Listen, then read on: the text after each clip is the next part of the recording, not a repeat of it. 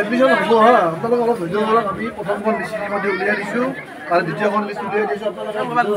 আমি যিমান দূৰ পাৰোঁ আপোনালোকক দিবলৈ চেষ্টা কৰিম ৰাজ্যৰ শিক্ষা জগতৰ এক আশাব্যঞ্জক ইতিবাচক খবৰ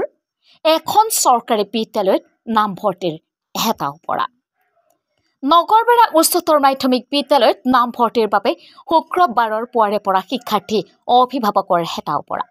উপায়বিহীন হৈ কৰ্তৃপক্ষই আয়োজন কৰিলে প্ৰৱেশ পৰীক্ষাৰ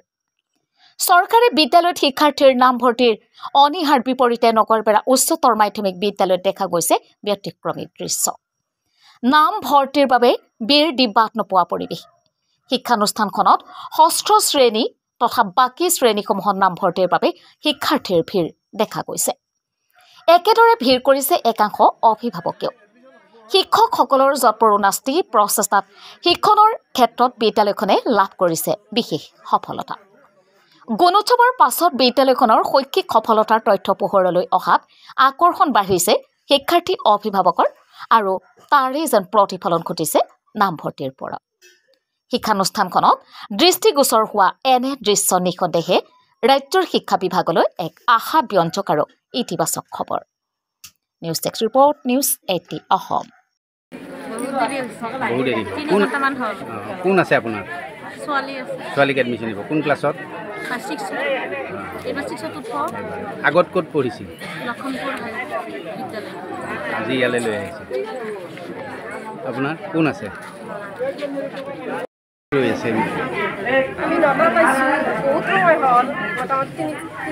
কোন আছে আপোনাৰ ল'ৰা নে ছোৱালী কোন আছে কিমান দেৰি আপুনি ৰৈ আছে এডমিশ্যন পালেনে কেনে অনুভৱ ৰাইজক মই যথেষ্ট ধন্যবাদ জনাইছোঁ তেখেতসকলে ইমানখিনি প্ৰাইভেট স্কুল থকাৰ পিছতো যে চৰকাৰী স্কুলত এডমিশ্যন দিয়াৰ কাৰণে হেতাও পৰা লগাইছে তাৰ বাবে তেওঁলোকক মই অশেষ ধন্যবাদ জ্ঞাপন কৰিছোঁ আপোনাৰ মনত কেনে ভাৱ হৈছে এগৰাকী শিক্ষক হিচাপে যথেষ্ট গৌৰৱ অনুভৱ কৰিছোঁ যথেষ্ট গৌৰৱ কাম কৰিছে আৰু আমাৰ ভালে লাগিছে কাৰণ আমাৰ ল'ৰা ছোৱালীখিনি অলপ জনা হৈছে প্ৰাইভেট স্কুলত দেখা পোৱা যায় সচৰাচৰ এনে দৃশ্য আজি চৰকাৰী স্কুলত প্ৰাইভেট স্কুলত আমি দেখা পোৱা নাই এনেকুৱা কিন্তু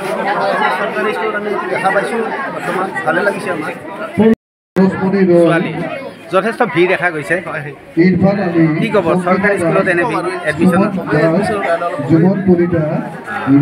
ব্যতিক্ৰমী দৃশ্য নহয় ব্যতিক্ৰমী দৃশ্য